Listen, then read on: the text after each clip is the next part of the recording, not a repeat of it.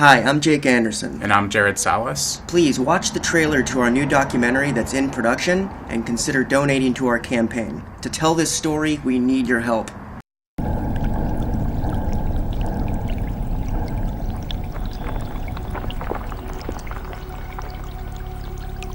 There was something special about Elisa.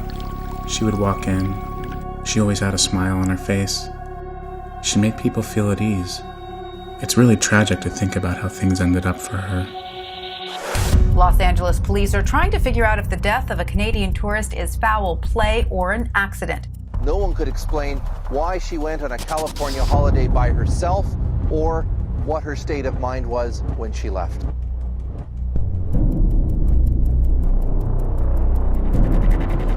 I believe that this is one of the greatest mysteries in our contemporary history. Because what the LAPD is saying is they're treating this as a suspicious death. They are not calling it a homicide. It stretches believability that a young Canadian tourist could accidentally end up dead inside a water tank at the top of an LA hotel.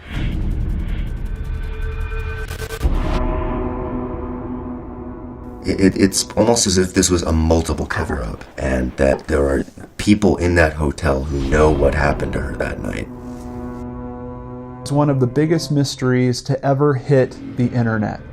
In particular, because of a piece of video of this woman right before she went missing. If you look too far into this, you'll find really bad people. People don't understand mental illness in this country. So when a tragedy happens, they like to blame conspiracy theories and ghosts. The Cecil Hotel used to be called the Suicide Hotel, and I think it still is called the Suicide Hotel because of all the suicides that have happened there. The backgrounds of those who stayed there, notorious serial killers, murder victims, and the Elisa Lam case. All of these things spell paranormal. All these things spell dark cloud. All of these things spell some evil force, as I said, that somehow has a mind of its own.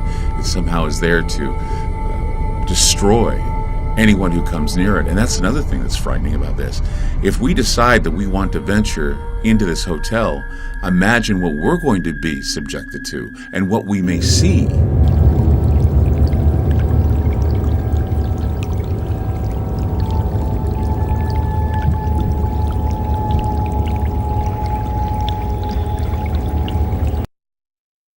Hi, I'm Jake Anderson, writer and director of the forthcoming science fiction film Machine Wash Warm. A few years ago, I wrote a couple of articles about the Elisa Lam case.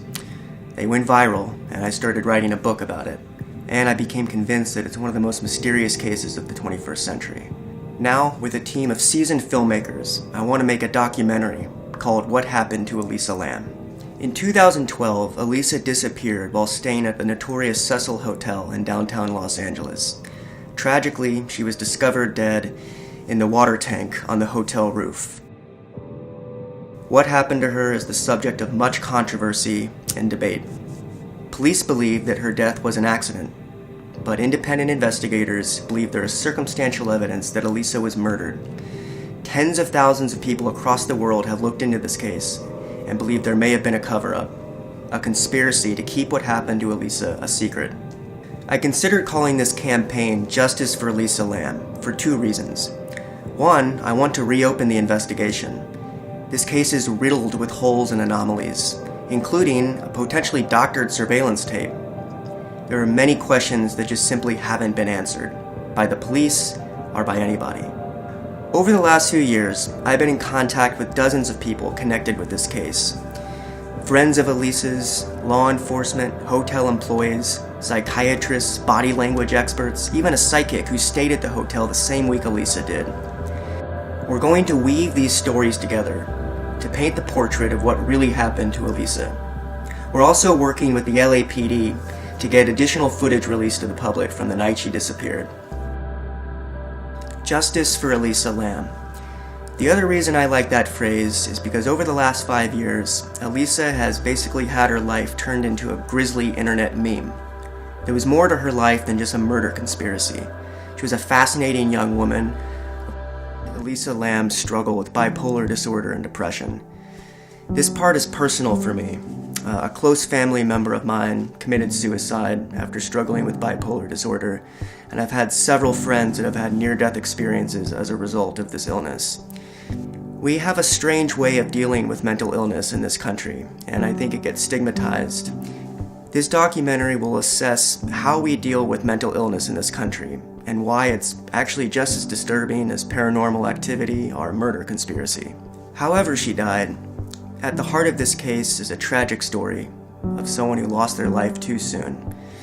And it's resonated with hundreds of thousands of people who have created an online community of people sharing resources and talking about it. The case became a Rorschach test. Everyone who looks at it sees something different. We need your help to make this documentary. We need funds for traveling to interview subjects, color correction, animations, sound mixing, all of the things that make a theatrical release. There are other ways you can help us too. Share your theories with us, any evidence you have, any people you may know who have inside knowledge. We want to crowdsource an independent investigation using web sleuths from around the world. Help us solve this case and figure out what happened to Elisa Lam.